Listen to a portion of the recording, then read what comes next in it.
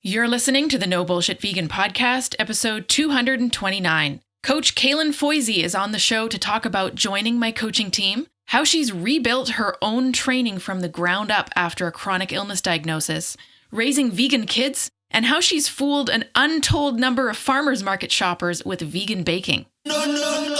Welcome to the No Bullshit Vegan Podcast.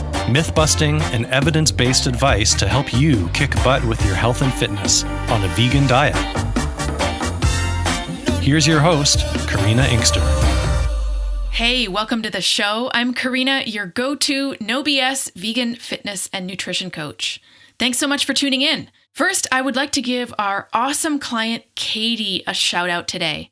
A few weeks ago, she sent us this message. I got 5 pull-ups in today.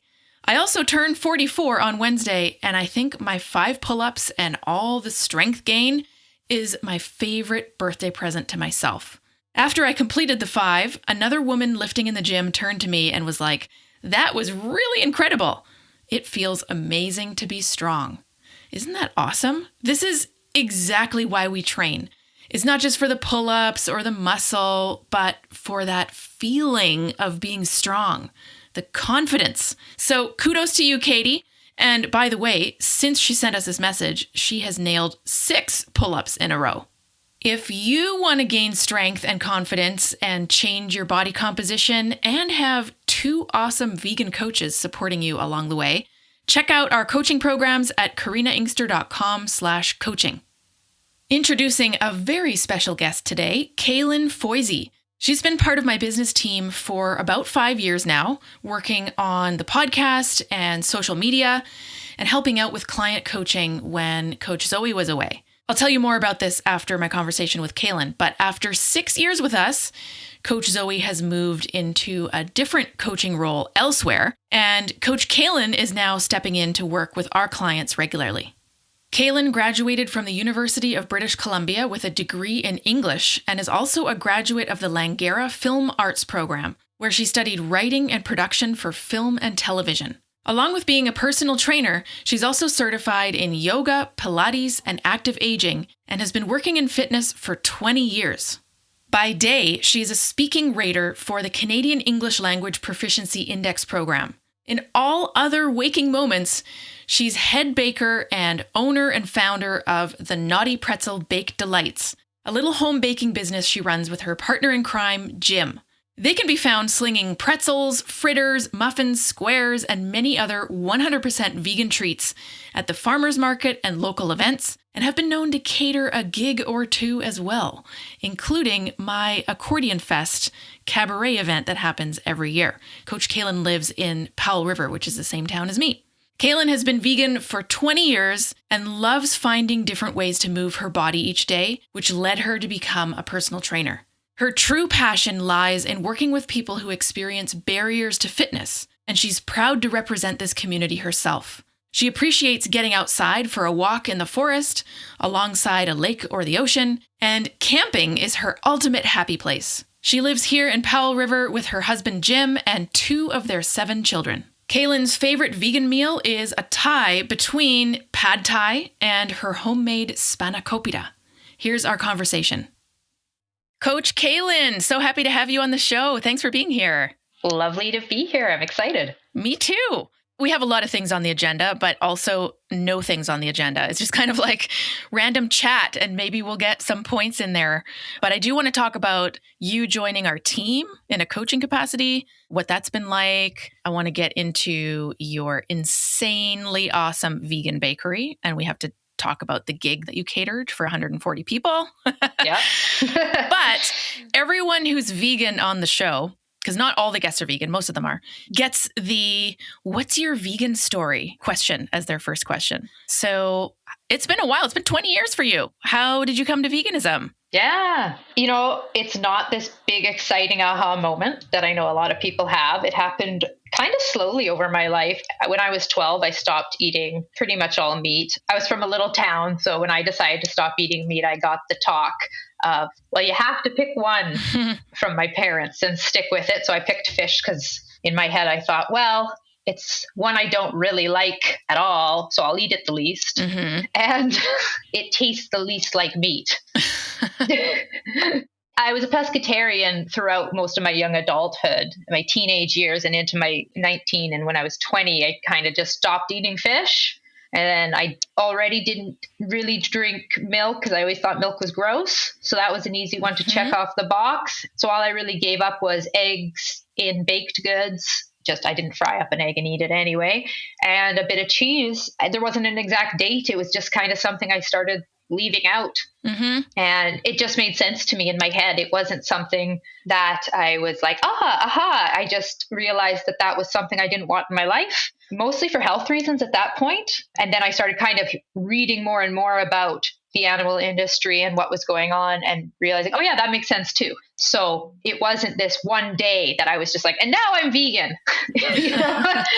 Totally. It was just like a slow trickle of it all led up to that moment. And I was around 20. That's why I know it was about 20 years, because I know I was 20. I don't know exactly the date. I just know that that's when it happened. And so I was like, oh, I guess I give up these few other things and I'm vegan. Amazing. And you just turned 40. So that's half your life that you've been vegan. Yeah, that's true. That's pretty cool. Yeah.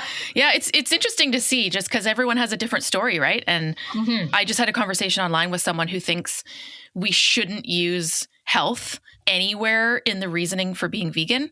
And I kind of see where he's coming from because it is technically an ethical stance. But you're an example here of how a lot of folks actually come to it for entirely different reasons. And then usually what I find is all the long-term vegans come to ethics at some point in their own time. Well, and it's interesting because when I went vegetarian, it was for ethical reasons. Like as a 12-year-old, okay. Right?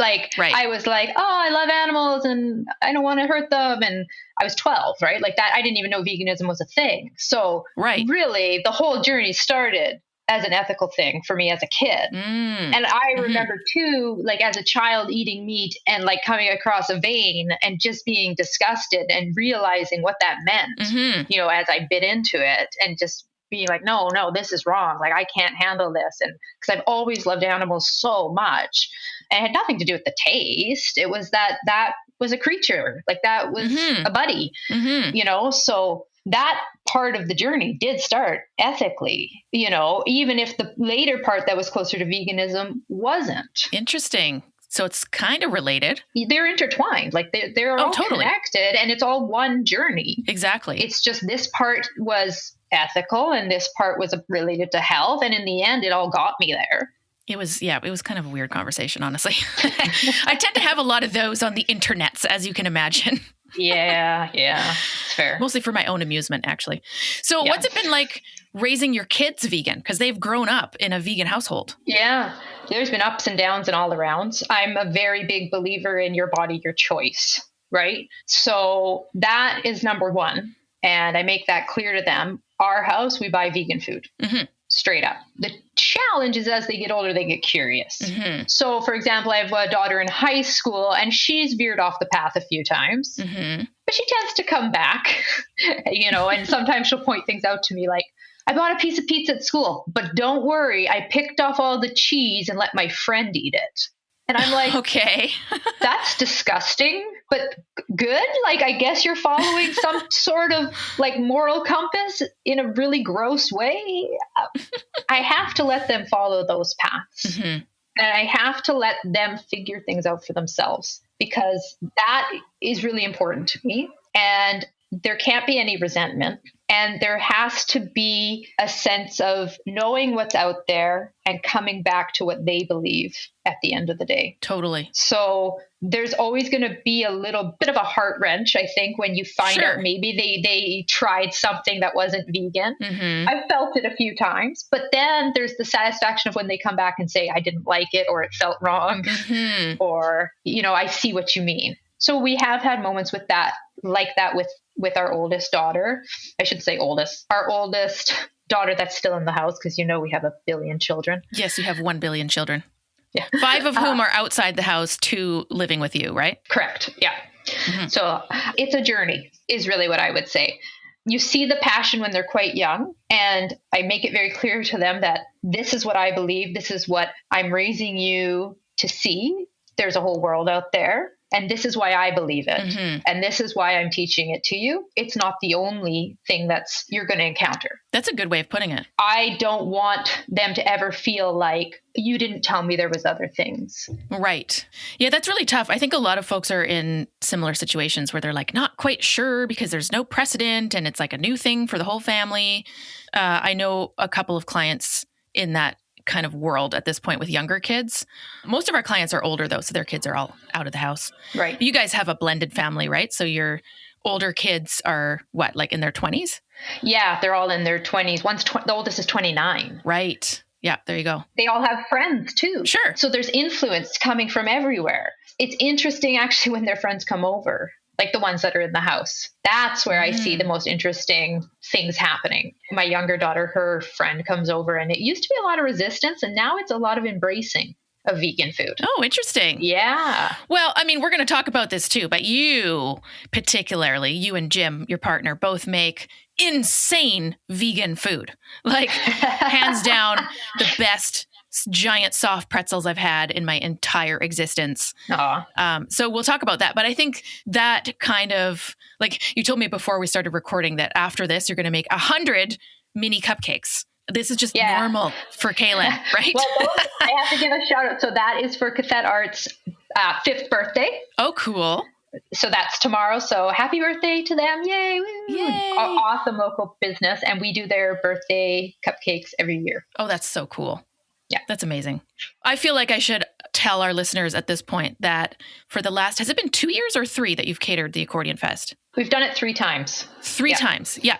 Okay. So for the last 3 years, the Accordion Fest that happens annually, we've done 5 and we're preparing for the 6th one next year, has like this cabaret event. It's a multi-day event, but the cabaret is like the closing party with a live band and like a bunch of musicians filtering through, and people are sitting at round tables, and there's a full dessert bar that you and Jim cater for 140 people.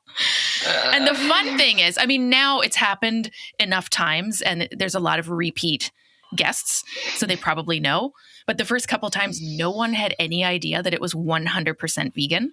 It's just this amazing spread of like chocolate cupcakes and shortbread and pretzel bites and like you name it. It's on that massive table. And so I always like announcing, hey, by the way, it's totally vegan. You know, and I think people know it at this point, but I'm still going to do the same thing every year. Like wait to the end.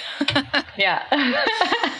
Yeah, it's a nice little. So anyway, the whole point is like food is what gets people talking, right? All these people have loaded up their plates with these amazing desserts and they find out after the fact that there's no dairy and no eggs. And they're like mind blown. You must get that at farmers markets and stuff. Oh yeah, we get a lot of interesting conversations at the farmers market. Like people telling us how gross vegan food is as they're shoveling it in their face. What? Oh yeah. Oh, that's bizarre. Okay. I mean, we all knew that there was some cognitive dissonance involved in not being vegan, right? But that's a whole other level.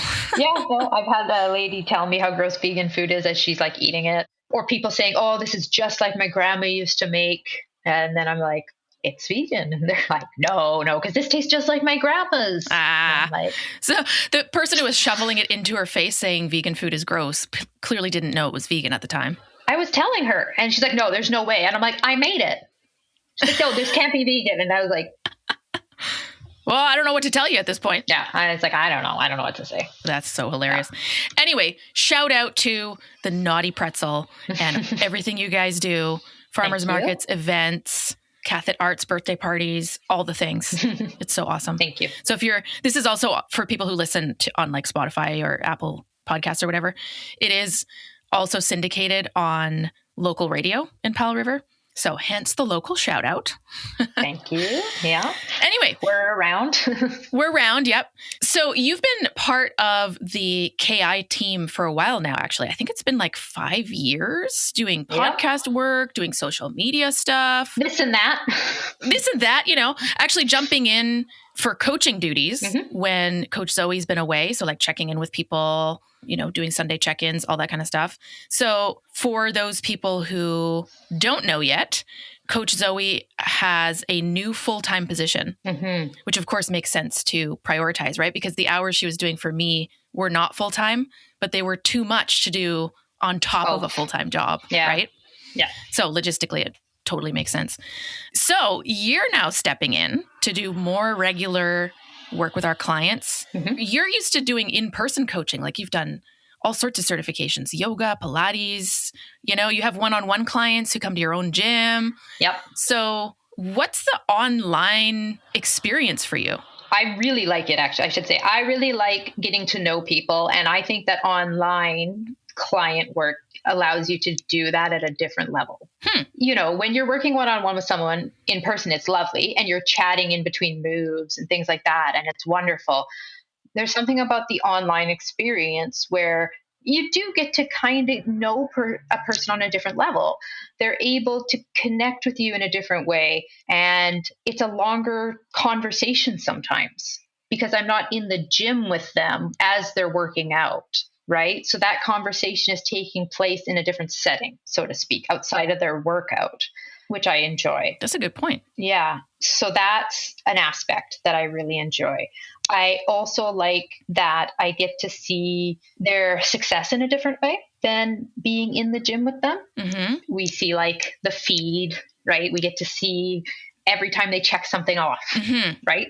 So there's all these things happening. Like I get to look through and go through and see like, oh, so-and-so completed this, so-and-so did this, even if it's little things like the meals or the walk or the swim or, like just all this, it's like a little buzz of activity happening, right? I mean, I'm not seeing that with a one-on-one client.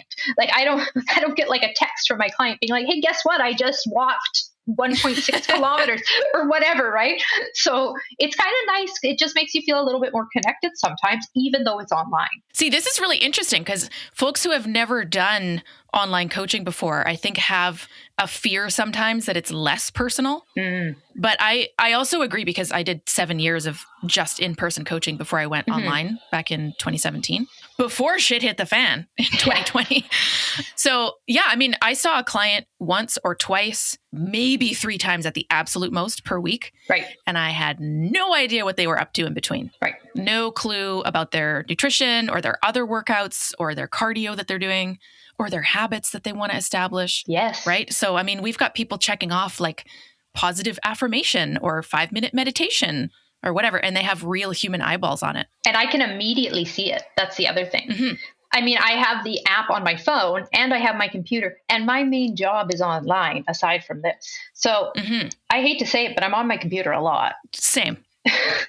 So it's the reality. Like, if I'm not training someone in my home gym, which is where I train clients, or teaching a class, I do teach a few classes around town outside of my gym. So sometimes I'm not here, or, maybe I'm out with my kids or whatever. I'm not trying to make it out like I'm just in my house all the time, but I am on my computer a lot at home doing my work. It's like, oh, I can respond usually pretty quickly or see what someone's doing pretty quickly. And it's satisfying to be able to give people those answers they want right away, or congratulate them right away, or notice that they've done something that's a big deal to message them right away about it. Like that's pretty empowering, I would think. Like if I were in their shoes, I would love that. Totally. Yeah, I mean, we just had a client who hit 450 workouts. Like there's little milestones, right? Yeah. That's pretty freaking impressive. That gets a shout out immediately. Yeah, big time. Or just like, if they're unsure about something, it's like, do you want to be at a gym when you're unsure about something with a trainer's workout in your hand and you can't ask them? Or do you want to send a message and be able to get an answer maybe within like 5 or 10 minutes? Yeah, totally. Because we have clients in different time zones also. We don't want to like set the precedent that we're going to be creeping at all times. Yeah, I do. Yes, we do sleep. Yes. Yeah. We have clients in Australia and a whole bunch of other places that are like almost the opposite. Yeah.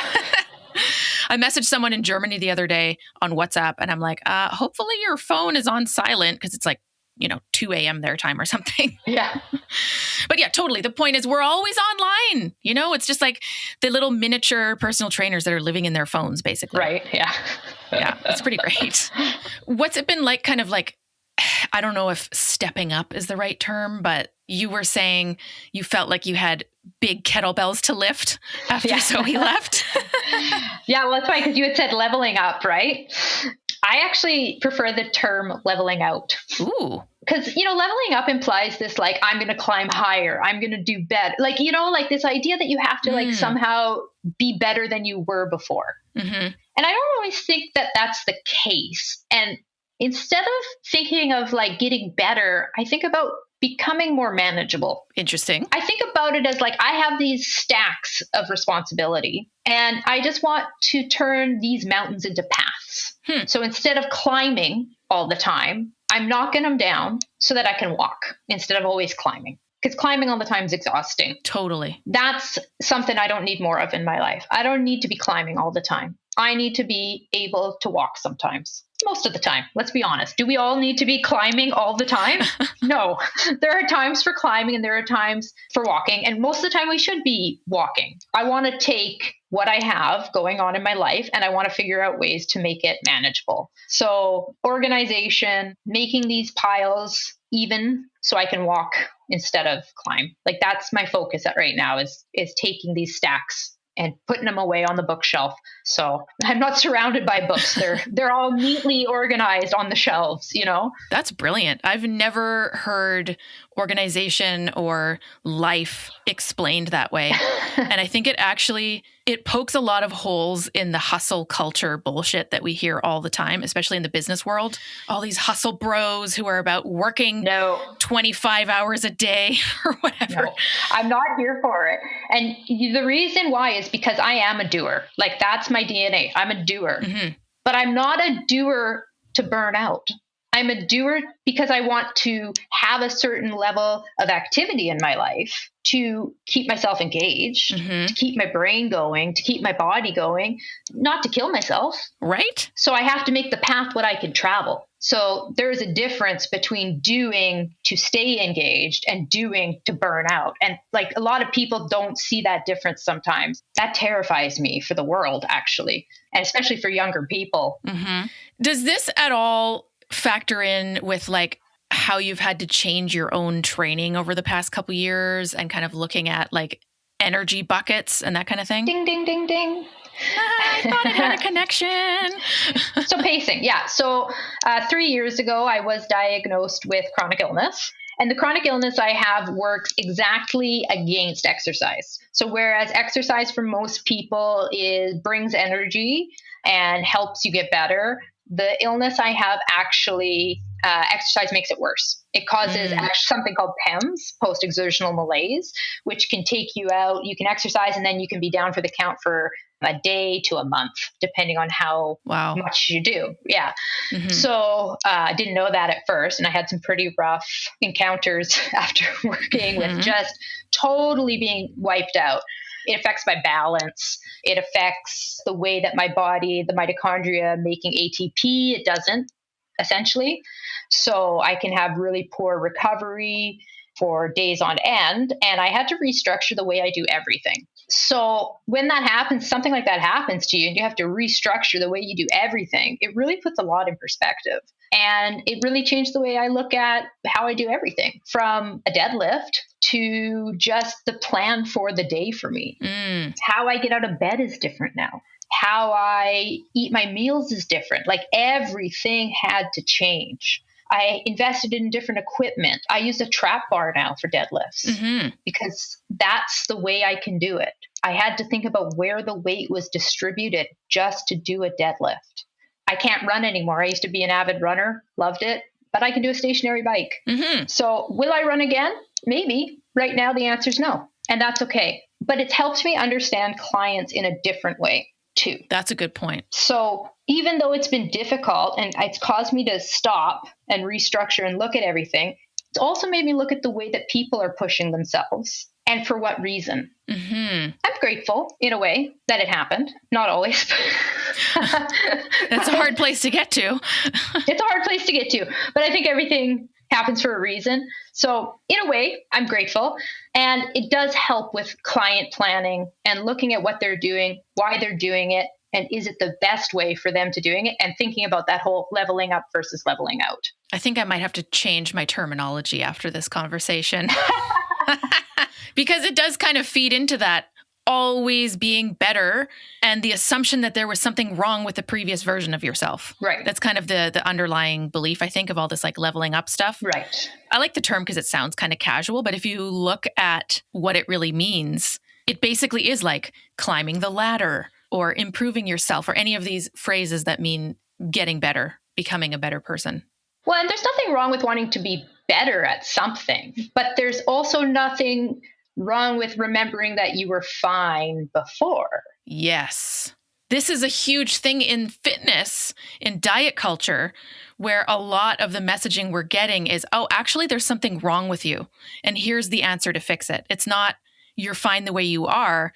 And also, you might want to work on some stuff simultaneously. There's a few things that go hand in hand with that too, that I think are important that we miss in that whole picture. Something that I think that whole culture pushes and that I think we need to totally break down is that who you are at your worst doesn't define you, because that seems to be a big problem. So reminding people that they will take, they as in that culture, right? They will take that image of who you are when you feel that you're at your lowest or at your worst, and they will push that and say, this is you. Do you want to be this? Don't you want to get away from this? You're not defined by who you are at your worst moment. Like, the human character is so much more complex than what you are in one moment. You're also not defined by who you are at your best moment. Right. We are much more complex than a snapshot in time. Which I think is one of the reasons social media is, I mean, it's got a lot of positives, don't get me wrong. I get amazing podcast guests and make connections with people all over the world on social, but it is exactly a snapshot, right? Sometimes it's someone's lows, sometimes it's someone's highs, usually the latter, highlight reel kind of thing. But I think it's just feeding into this idea of highlight reel, being your best self, however you want to describe it. Yeah. And then that's when people start feeling like, well, I got to start climbing. Right. I got to get away from that worst moment. No, you don't, because that doesn't define you. You're not that worst moment. 100%. Right? Yeah. This reminds me of the concept of like naming traits like anxiety or depression. Yeah. I talked with a friend who has depression. I have anxiety myself. Ding, ding. Here too. Right? Yeah. Like I'm on meds for it long term. It's been totally fine for the last couple of years, but I just know how my brain works. And I know that it's something that has to be managed basically at all times. Yep. Anyway, so something that I thought was helpful is the anxiety is part of my brain. So in a way, it's part of me, but it doesn't define me. Yep. And so naming it and giving it its own persona. Yeah. His name is Barry, by the way. He wears this like gross pit-stained beige like suit from the 70s and he chain smokes and he's got a really bad comb over. It's Barry. Yeah, Barry. Right? So I can have a conversation with Barry potentially and be like, oh, you know what? He's hanging out with me today. Because trying to push him away just makes it worse. Right. Yeah. But it also means that he's not who I am. Exactly. You know, he's technically a part of my brain, but he doesn't define it or me. Yeah. And I found that kind of helpful. So I think this is along the same lines. Yes. And well, I don't know. Have you ever watched Moana? Yes. I don't remember it super well, but yes. Okay. Well, at the end, when they go to, I don't know if I'm saying it right, but Nafiti. And she's like this rage-induced creature. And Moana sings to her and she says, this is not who you are. You know who you are. And she calms down, right? Because that's not her. She has this rage because they've stolen the heart from inside her, right? And I know it's super corny sounding and everything, but for kids, like my kids were like, yeah, that's not her. It's just because they stole something from her, right? And it's the same thing, right? Like it's that same idea. It's like you at your worst does not define you. That's something separate. There's nothing wrong with having accolades. Accolades are great, but they are also not, the best and the worst of you are not you. They don't make you who you are, right? We are an array of things, and we have to stop using them against people to try to say, well, you're this or you're this, and you need to do these things to not be this or to get to this. Because being this is undesirable and being this is desirable. Exactly. And it's completely arbitrary. I always say to myself, and this is, you know, it's hard sometimes, but I always say, first you respect yourself, then you respect others. And if you can kind of use that as a guide, it'll get you, I think, personally, in line with remembering where you want to go. I think that's pretty powerful. Sometimes we fall into a trap of doing what other people want because we're more worried about respecting them first than ourselves. Mm-hmm. I had a business coach back in the day who used to say, wave a magic wand. It doesn't always happen this way, but she used to say, treat yourself like your own best client. Exactly. How would you treat your best client? You'd give them all of your focus. You're booking time off for them specifically in your calendar, whatever the client is. She was a general business coach, not just for fitness. Yeah. And so, of course, shit happens. Life comes along. Yes, there are times where that doesn't occur, but I think it's pretty good overall approach to externalize it a little bit. You know how people will say, if they're in a bind, like, well, what would your best friend tell you to do? And then you just kind of come outside of yourself for 30 seconds. Yeah. I think it's super helpful. Absolutely. When we start thinking about respecting ourselves first, is that a lot of our actions come from not wanting to make other people feel uncomfortable, first and foremost, like not realizing how much we're people pleasing. Yeah. And not really thinking about in that moment what we really want to do. Mm-hmm. So then we do end up going, oh yeah, well, maybe I should do that.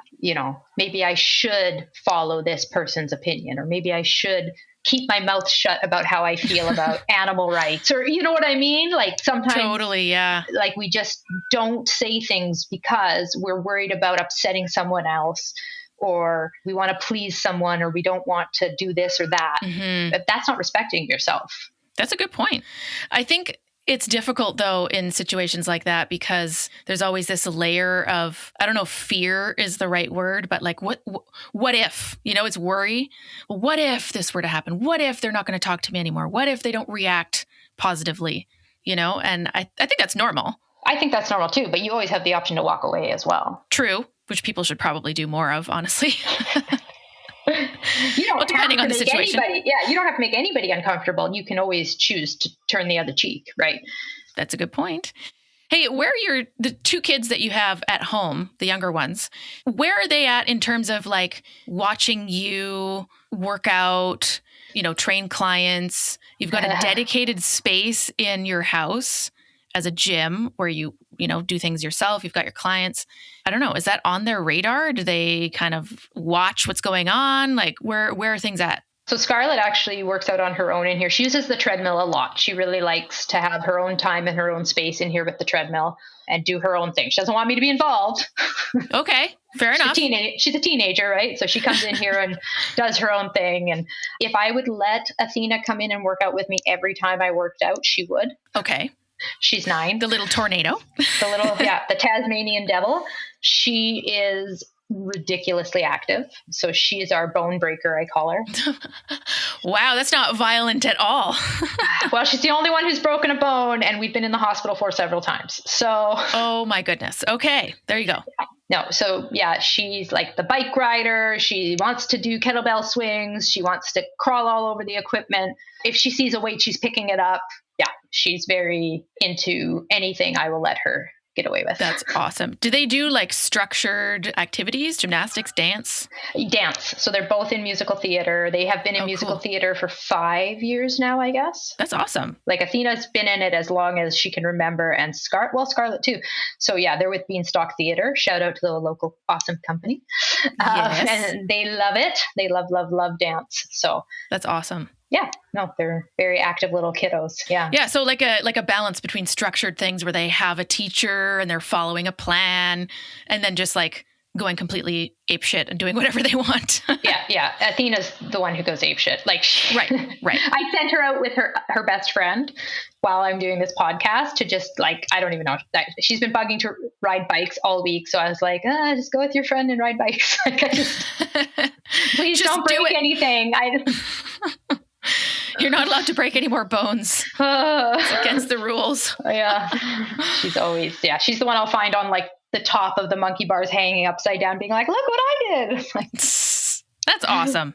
Yeah. I hope she maintains that. A lot of times it's like tamped down, like not by parents necessarily, but just, I don't know, the sitting in school, or whatever? Well, so she had a teacher this year, and every morning they had to run around the school, and every afternoon they had to run around the school. Is that right? And I was like, I think she's found her match. But then she would still come home full of energy, and I was like, I don't understand. Like, how is that physically possible? I know. I was like, didn't you get it all out? And she was like, let's go do something. Oh my goodness. My 4-year-old nephew is in town right now. He and my sister live in Squamish. And so he's here with my parents, his grandparents, having like a grandparent week, right? And he doesn't want to leave. But we were at the playground yesterday, and you can tell my parents have got like the best workout this week. They're doing running races. They're pushing him on the swing. You know, there's that merry-go-round thing where the kid sits and then the adults like push it around. It's pretty great, actually. Yeah. Yeah. But that's a lot of motivation for a decent number of our clients. Yeah. Lots of our clients are over 60. Yep. Many of them have young grandkids. Like just the other day, one of our clients who has twin granddaughters who are toddlers shared a win. Every week, clients share wins with us. And it was about the granddaughters and being able to pick them up. And one of them like jumped into her arms and she could carry the one with the other one on her hip with no problems. And like, this is why we strength train. Yes. I'm going into 3 years now of teaching a senior fit class here in town. And when I started teaching it, none of the ladies had ever worked out. None. Oh, wow. Not one. And they have been coming for 3 years, and the feedback has been stellar. They have come up to me and said things like, you know, when I started, I could barely get out of bed. Now I make my bed. I clean my bathtub. Wow. You know, things like that. And they just thought they were too old to start working out. Mm-hmm. And it just goes to show you, like, it's never too late to start lifting weights, to start working out. And I mean, we just use bands. Mm-hmm. It's a band class, you know, so, and just, they can't believe the difference they've noticed. And I have how many super agers in that class? I have at least 5, maybe 6, over 80, independently living. Incredible. They just can't believe the difference it's made in their lives, you know, and the things they can do now that they thought, oh, for sure, I'll have to get help by now. Mm-hmm. And nope, they're cleaning their houses. They're getting out of bed. They're doing these things. That's the best. Yeah. Why do we have this idea that it's too late? I mean, I think it's across the board with like learning a language, learning an instrument, learning anything new in your 60s, 70s, 80s. I don't know. Where does that come from, especially with strength training? I have to give a shout out to the Métis Society because they sponsor that class. Oh, cool. And they've continued to sponsor it for the last 3 years. And it is free to any senior. Anyone actually can come to that class. So it's up at Blue Mountain Estates. And it runs from September to end of June every year. Right. So like the school year, basically. Yeah. Just because it gets too hot in the summer. Oh, yeah, that's fair. Yeah. That's awesome. So are most of the folks like 65 plus, and there's a couple of those people who are 80 plus? I'd say the majority of them are over 70. Okay. And we do have some people in their 60s, and it's all done in a chair. I give options for standing if people want to do some standing work, but I make sure there's always options for people in their chair. And we have people of all different levels of ability, and it's wonderful. We have a great time. And maybe I bring in snacks sometimes. Like maybe there's some baking once in a while. Okay. I think I might have to come to your class there, Kaylin.